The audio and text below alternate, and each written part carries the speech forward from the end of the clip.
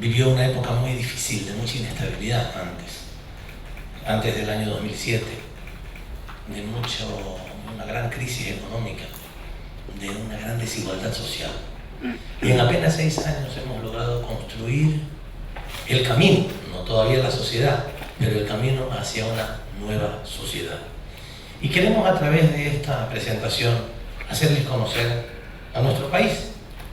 Quiero primero presentárselo en su dimensión geográfica, física, para luego también contarles lo que es nuestra breve historia de transformación en estos últimos tiempos.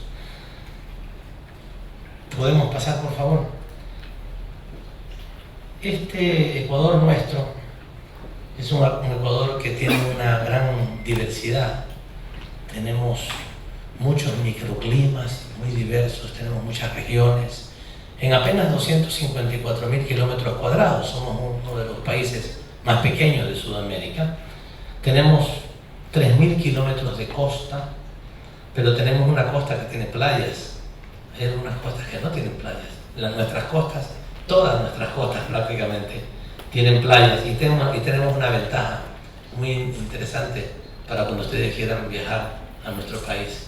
El agua del mar durante 6 meses del año es tibia, tiene una temperatura que es como que ustedes se metieran en una piscina tibia, el agua no es fría. Pero apenas tenemos la frontera con el Perú está en el sur del Ecuador y Chile. En el Perú y en Chile las aguas son heladas, no se puede meter al mar. ¿Pero por qué? Porque hay una corriente fría que viene desde el sur, desde la Antártica, y esa corriente fría, justamente cuando llega al Ecuador, le da miedo, no sigue y se va hacia la izquierda, se va hacia el Pacífico. Y nosotros recibimos la ventaja de recibir una corriente cálida que viene desde el Pacífico y que llega hacia nuestra tierra. Tenemos esa bendición, así es que cuando vayan al Ecuador, estoy seguro que irán alguna vez. Vayan a disfrutar de nuestras playas, de nuestras costas, que son muy lindas y que además tienen un clima extraordinario. El agua más calientita la van a recibir entre diciembre y mayo. Después de eso ya no está caliente. Bueno, tenemos una costa extraordinaria, maravillosa. Tenemos un país que pasa por el que la línea ecuatorial pasa. Este es un monumento que corresponde justamente al centro del mundo, a la línea ecuatorial. Y yo no sé si ustedes conocen, pero les cuento esto. Cuando ustedes están en la parte arriba de la línea ecuatorial, el agua cuando cae por el lavabo, ¿ya? Se da la vuelta así. El agua así, se da la vuelta para caer. Y cuando se pone en el otro lado, se da la vuelta de la otra manera. Son cosas bonitas que también van a poder conocer en nuestro país. Y en la sierra ecuatoriana vamos a encontrar, a pesar de estar en la mitad del mundo, van a encontrar también unos nevados maravillosos. Es un espectáculo prácticamente la existencia de nuestros nevados que aparecen uno a uno a lo largo de toda la geografía ecuatoriana. El Ecuador es el país más megadiverso del mundo. Megadiverso significa que tiene una gran diversidad en clima, una gran diversidad en flora y una gran diversidad en fauna. Ahí están algunas de las expresiones de esa diversidad.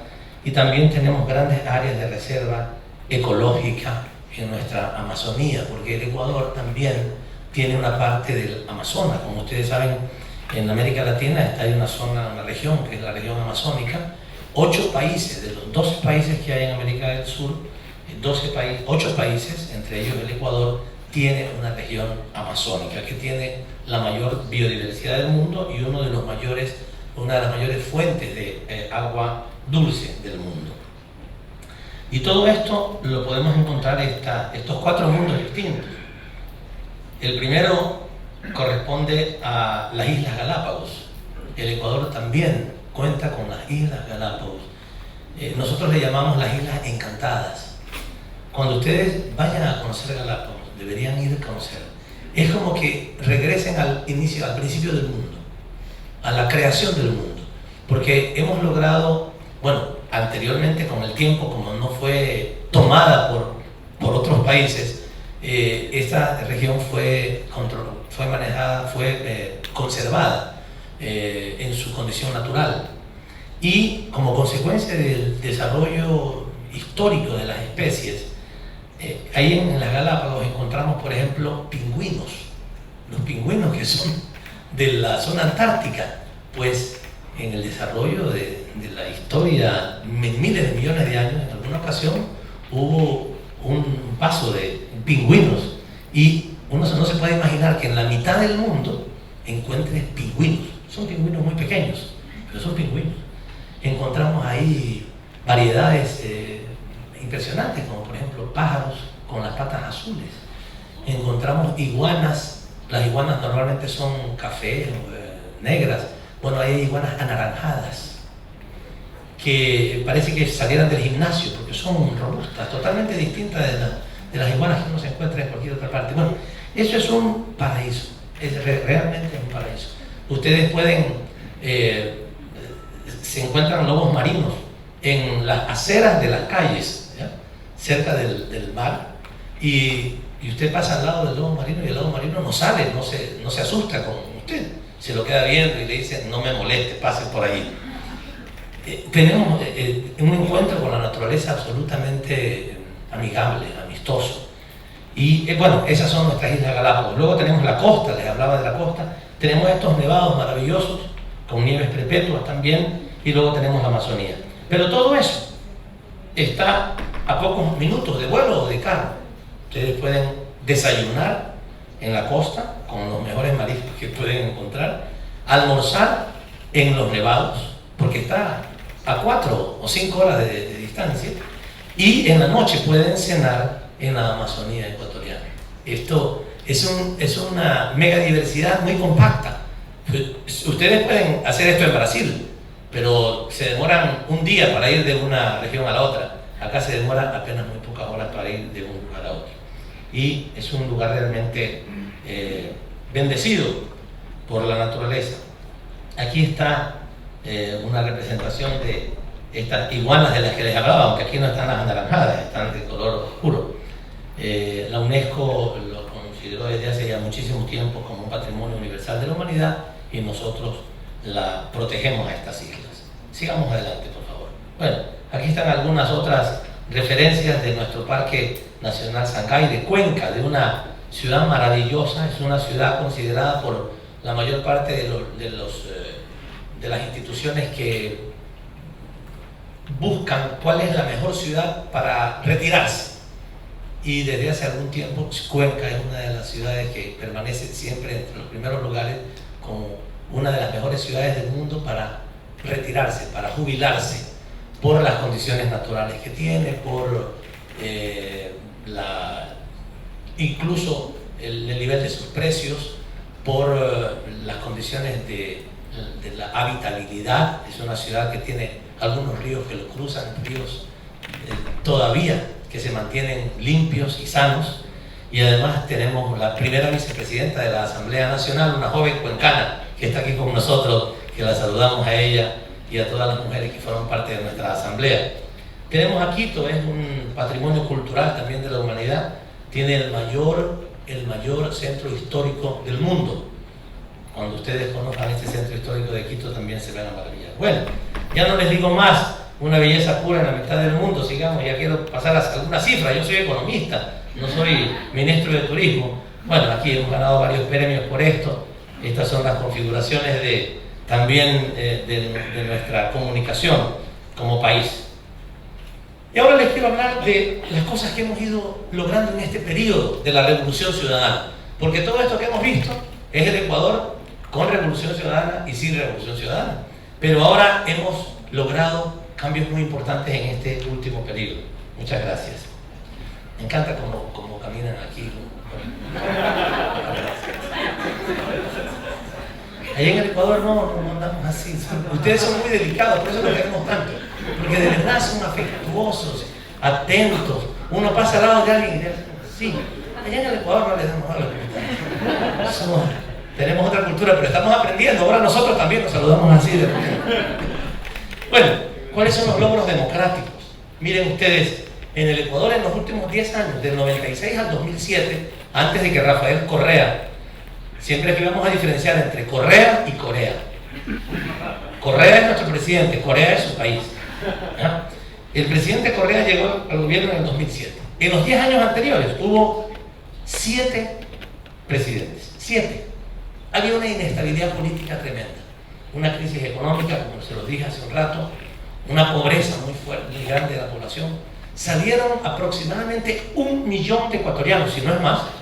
Entre el 1999 y el 2007 salieron 1 millón de ecuatorianos, o un poco más, fuera del país por la crisis económica. ¿Se imaginan lo que significa eso?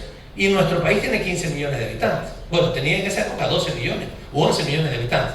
Salió el 10% de la población por la crisis financiera. Terrible. Llegamos al gobierno, el presidente Correa, cuya foto está allí, y hemos ganado 9 procesos electorales. 9 procesos electorales. Entre referéndum, consultas, elecciones presidenciales, elecciones seccionales, etc. Y desde el año 2007, en que se instauró un nuevo tipo de política en nuestro país, con el presidente Correa al frente, hemos logrado una importante estabilidad política que es fundamental para cualquier proceso de desarrollo. En la última ocasión, el presidente Correa fue elegido con el 57% de los votos en primera vuelta.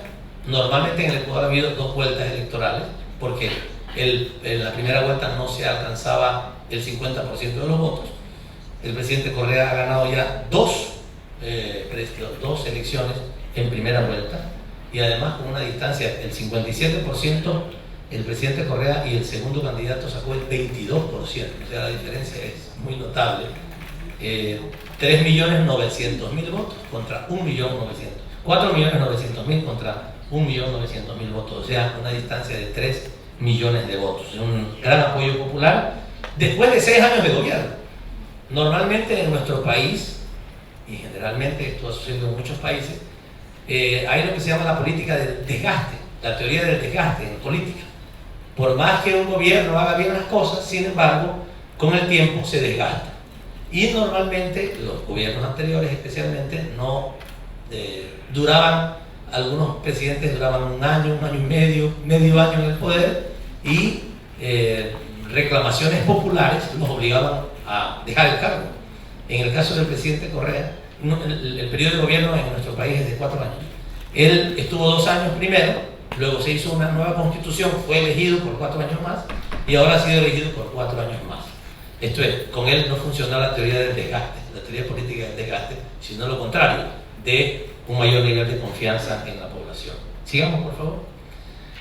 Pero no solamente que en estas últimas elecciones hemos ganado las elecciones del presidente Correa de manera tan amplia, sino que también el partido político del gobierno, que se llama Movimiento País, ha logrado 100 asambleístas de 137 que son el total de asambleístas. O sea, tenemos una mayoría impresionante que revela el nivel de confianza de la población en su gobierno y en este movimiento político. Tenemos más de las 2/3 partes de la asamblea, lo cual incluso podría permitirle al Movimiento País, por el nivel de confianza que ha tenido la población, hacer cambios constitucionales solamente con esa votación que tenemos. Sigamos, por favor. Bueno, estos logros permiten que se consolide una democracia real, que haya estabilidad política, clave. Y nosotros lo hemos visto ahora, por primera vez estamos en el gobierno. Yo soy ministro del presidente Correa desde los primeros días de su gobierno, y hemos podido ver cuánto tiempo toma conocer la realidad como ministro. Le toma meses conocer una realidad. Imagínense estos gobiernos que tenían un promedio 1 año, 1 año y medio en el poder. Apenas estaban conociendo la realidad y ya tenían que salir. El hecho de que hayamos tenido esta estabilidad política ha permitido importantes desarrollos en el impulso de una gestión pública exitosa. Hemos trabajado mucho en el acceso a derechos. no es un gobierno que funciona a través de regalarle a la gente según si es favorable a la gestión del gobierno, si es parte del movimiento político, darle una casa, un hospital, un centro de salud, sino considerar que los derechos de los ciudadanos son derechos de los ciudadanos. No trabajamos con clientelismo ni con paternalismo, sino con la comprensión de que hay derechos que tienen que ver con la salud, con la educación, con la inclusión social, con el acceso al trabajo, que deben ser considerados como tales, como derechos, y así están en nuestra Constitución. Y hemos trabajado también en la ampliación de la igualdad de oportunidades y en condiciones dignas de vida para la población. Y esto lo vamos a ir explicando en esta presentación. ¿Cuáles son entonces esos logros sociales y económicos en nuestro gobierno? Comencemos con uno que es muy importante, es posible que ustedes conozcan. En el mundo hay el Programa de las Naciones Unidas para el Desarrollo, el PNUD en español, o el UNDP en inglés, mide el desarrollo humano de los países del mundo. No solamente mide el Producto Interno Bruto per cápita, sino el desarrollo humano, que incluye otros indicadores, incluye indicadores sobre esperanza de vida al nacer y un indicador sobre escolaridad.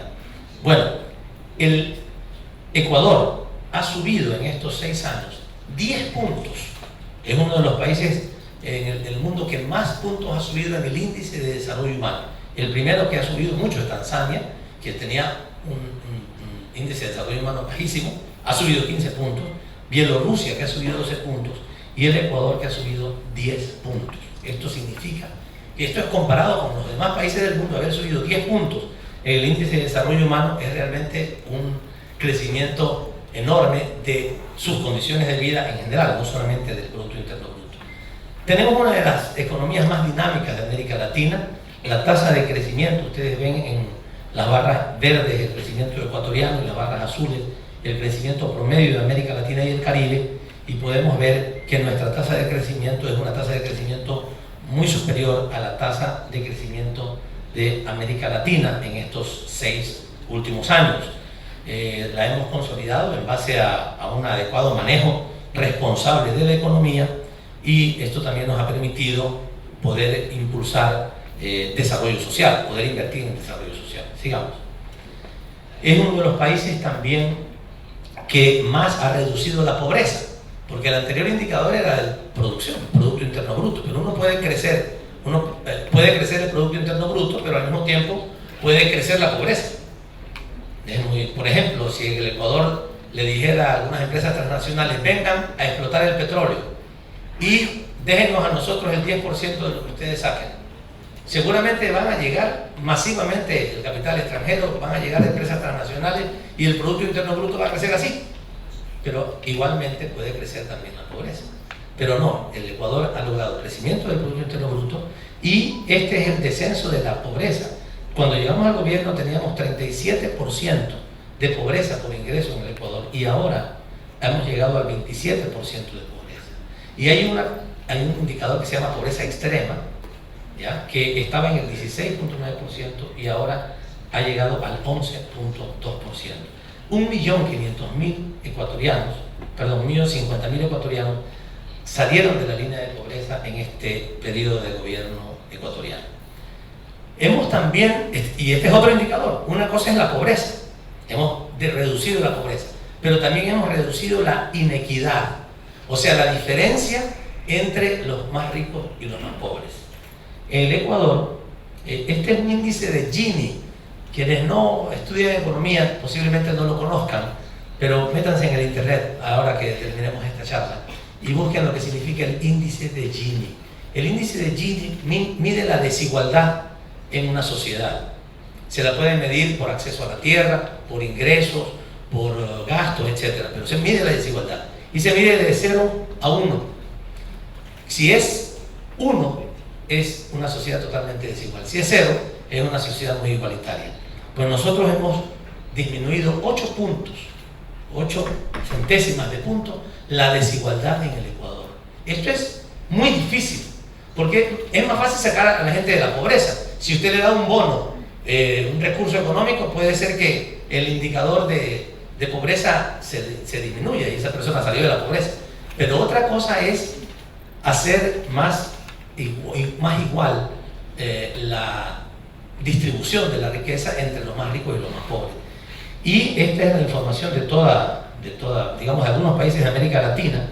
El Ecuador es el país que más ha reducido la desigualdad en América Latina en el periodo 2007-2011. Estas son informaciones de las Naciones Unidas. Y esto es lo que les decía también, la brecha entre el 10% más rico de la población y el 10% más pobre de la población era 36.4 en el 2006. ¿Qué significa 36.4?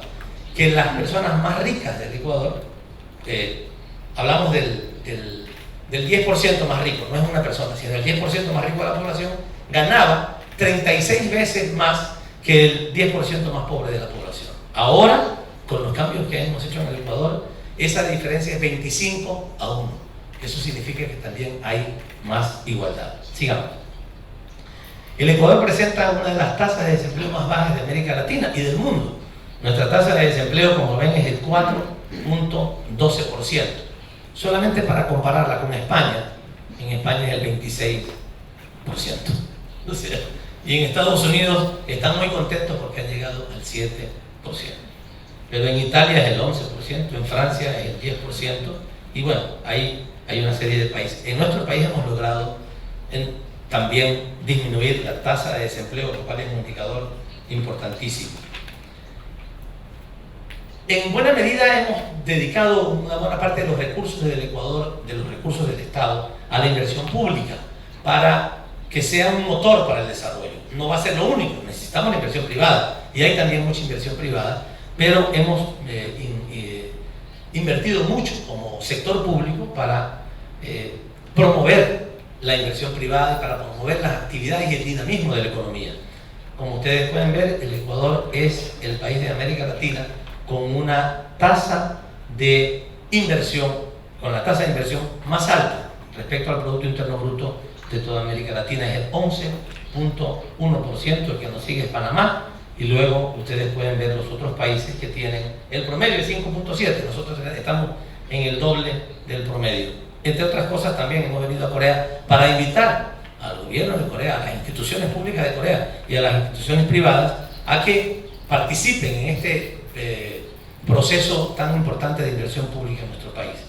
Hemos logrado hacer también algunas inversiones que tomó mucho tiempo en el Ecuador impulsarlas, pero lo hemos logrado por un adecuado manejo de nuestras finanzas públicas, y en un solo año hemos comenzado a hacer 8 proyectos hidroeléctricos,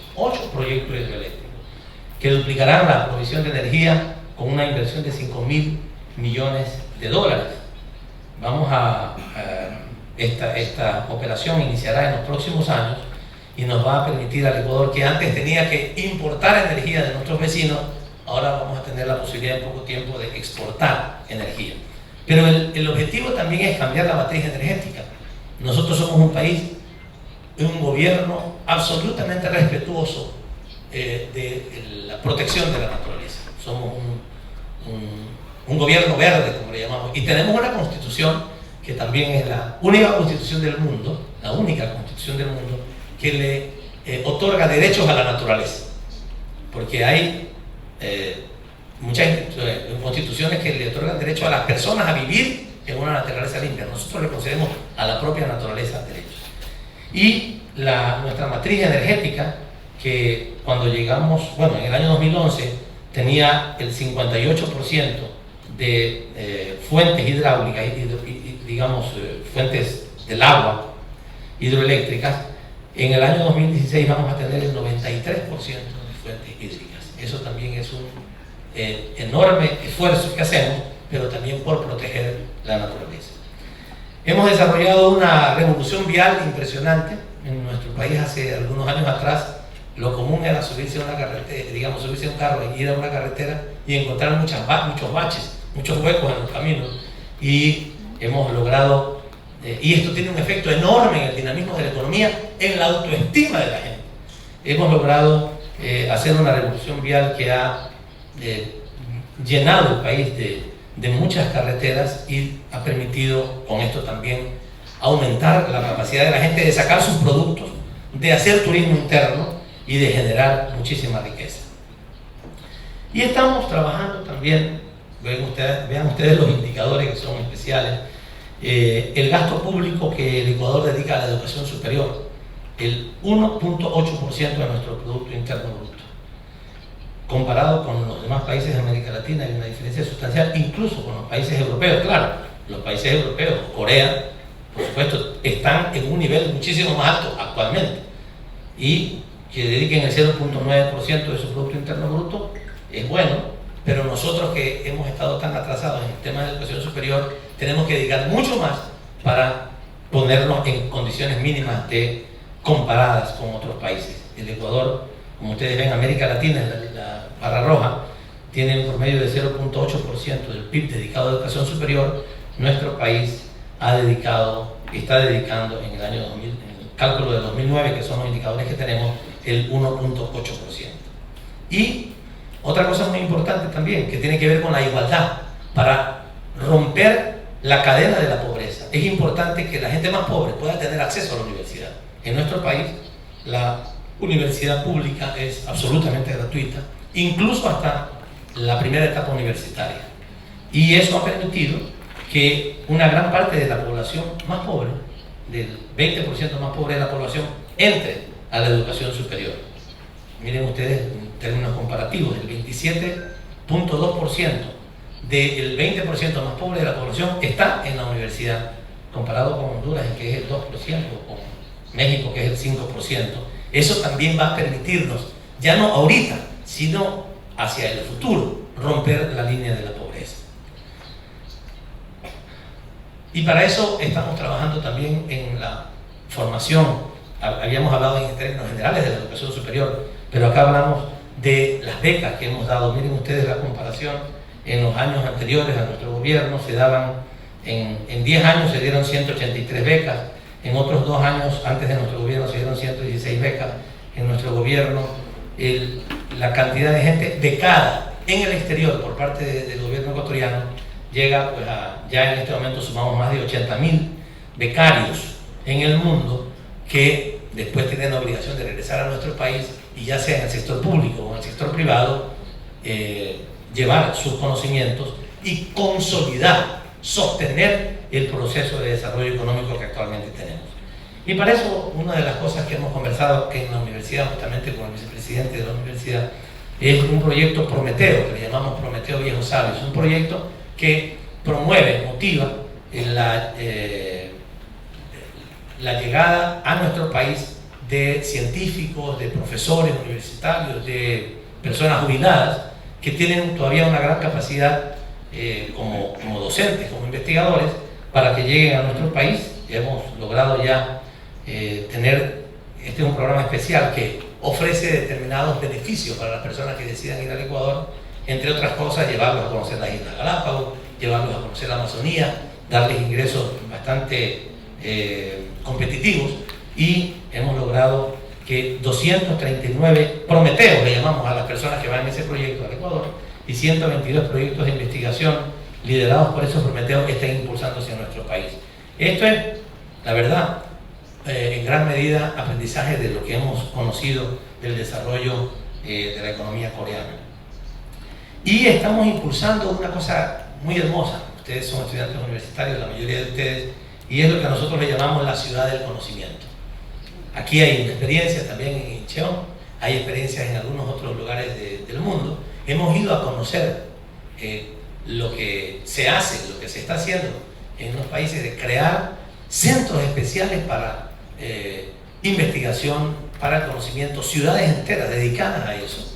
Porque siempre hemos tenido en nuestro país universidades que se van creando coyunturalmente por una razón, por una presión de una ciudad. Se crean universidades, pero hemos decidido crear una ciudad del conocimiento, en donde concentremos muchos institutos de investigación del mundo y los mejores institutos de investigación del Ecuador, para allí que sea como un centro del conocimiento y un centro de la innovación tecnológica, que es muy útil cuando concentras esos conocimientos y esas investigaciones eso permite un mayor desarrollo. Esa ciudad incluye una universidad, un parque de alta tecnología, desarrollo de tecnologías agropecuarias, un centro de investigaciones en un parque científico y tecnológico, lugares que son como base de datos, repositorios de información y centros de transferencia de tecnología. Esperamos, para nosotros esta es la inversión más importante que el Ecuador tiene.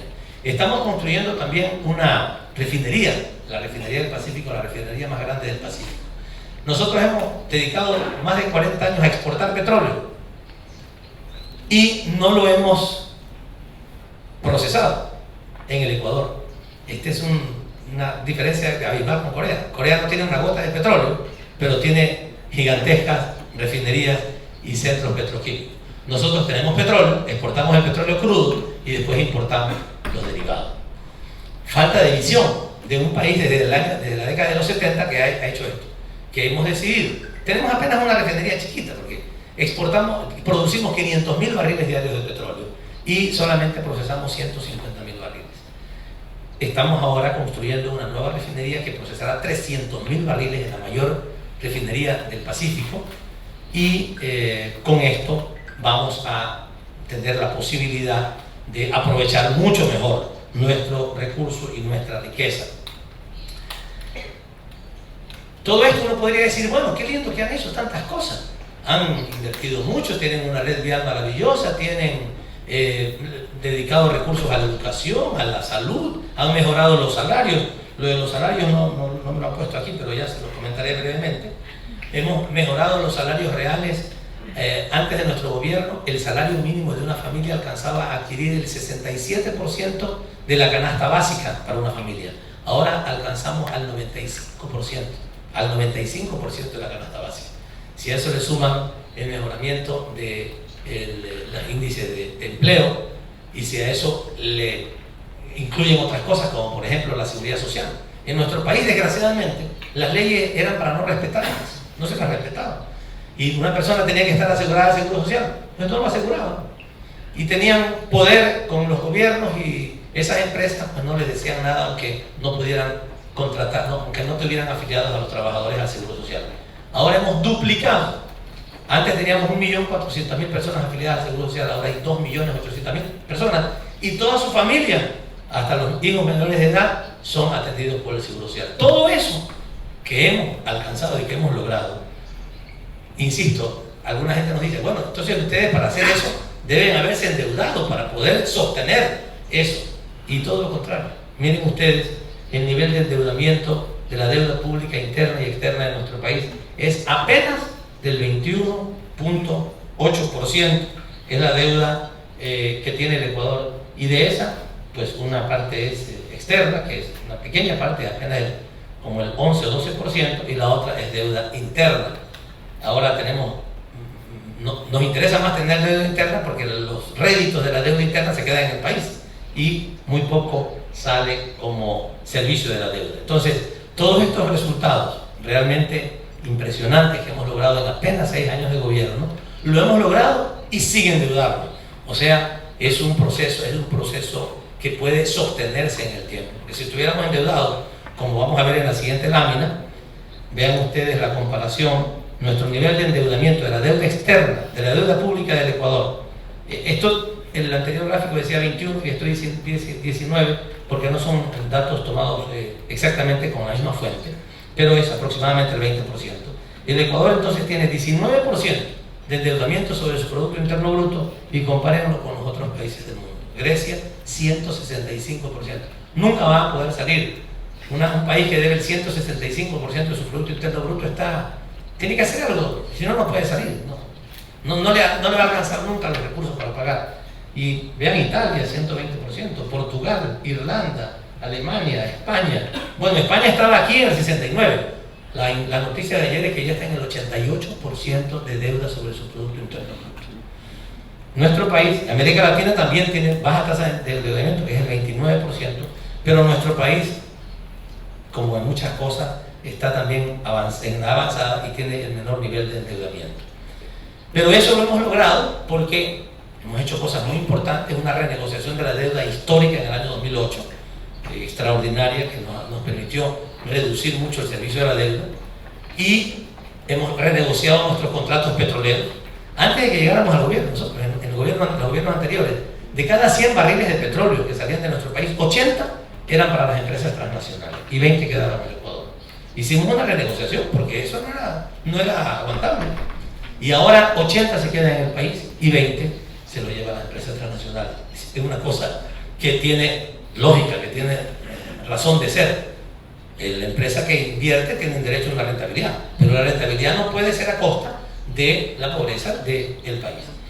Estas son dos cosas entonces: renegociación de la deuda, renegociación de los contratos petroleros y recaudación tributaria. Miren ustedes que, permítanme, hemos aumentado de 4.500 millones de dólares de cobro de tributos a 11.000 millones de dólares en el año 2012. O sea, en este año prácticamente llegaremos a triplicar el cobro de impuestos. Y no hemos aumentado ni siquiera un impuesto, o hemos aumentado la tasa impositiva, solamente mejorando la gestión de cobro, la gestión tributaria en nuestro país. Porque ahora en nuestro país se cumplen las leyes. Antes de nuestro gobierno, la verdad es que las leyes se cumplían muy poco. Bien. Luego de eso tenemos otra información, pero esto básicamente para las personas que pretenden hacer inversiones en nuestro país, así que vamos a dejar esto de lado. Quiero solamente concluir esta presentación diciéndoles algo. Nosotros, algunos de los miembros del gobierno nacional, comenzando con el presidente de la República, el presidente Rafael Correa, somos estudiosos de la economía del desarrollo. Él es especialista en esos temas, en macroeconomía, economía del desarrollo es también mi especialidad. Y algo que aprendimos en nuestra época universitaria es que algunos países como Corea, entre otros, lograron su desarrollo con algunos elementos que son claves y que nosotros los hemos puesto en práctica, sin copiar modelos, porque los modelos no se pueden copiar, pero sí se puede aprender. Uno, un nuevo rol del Estado.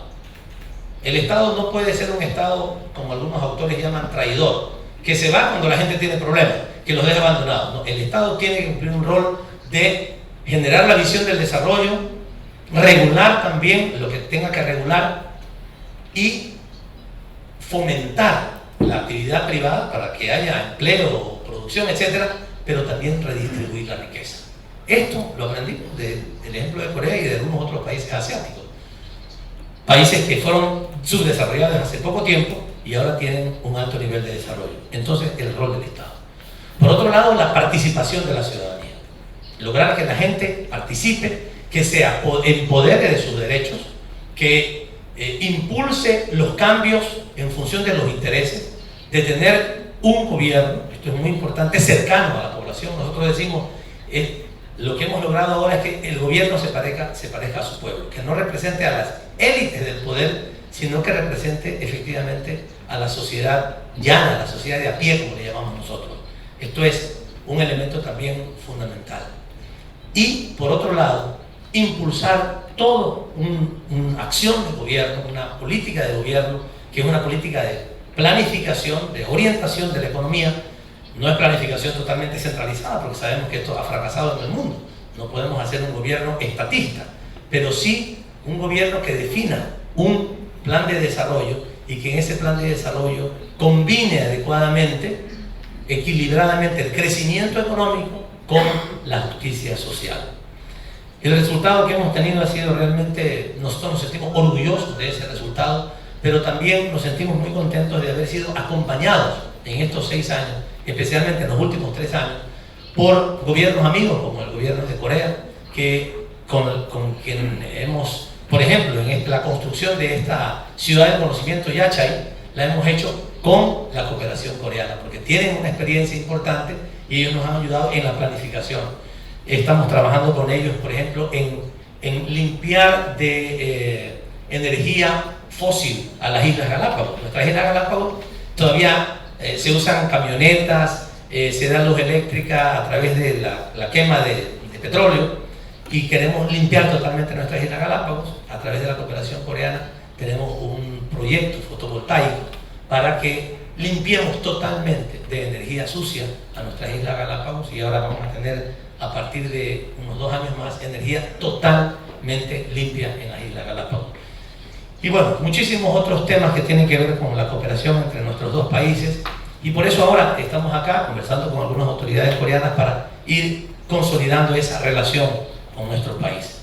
El haber logrado en nuestro país también estabilidad política es fundamental. Lo comentaba hace un momento, sin estabilidad política no hay ningún proyecto que pueda ser viable. Y la estabilidad política que podrá permitir seguramente ahora al presidente Correa llegar a 10 años en el gobierno, cuando antes en 10 años hubo 7 presidentes, ustedes se imaginarán cómo se consolida también el aparato gubernamental. Pero hemos disminuido radicalmente la corrupción. Todavía hay reservas de la corrupción, no podemos negar eso, pero hemos disminuido a través de una serie de programas, como un programa de compras públicas, que ha disminuido enormemente, de manera muy significativa, la corrupción en nuestro país y que también nos permite ahorrar recursos, pero también tener más dignidad como país, como pueblo. Y por otro lado, otros temas que no tienen que ver exactamente con el manejo interno, sino con una política internacional soberana y digna.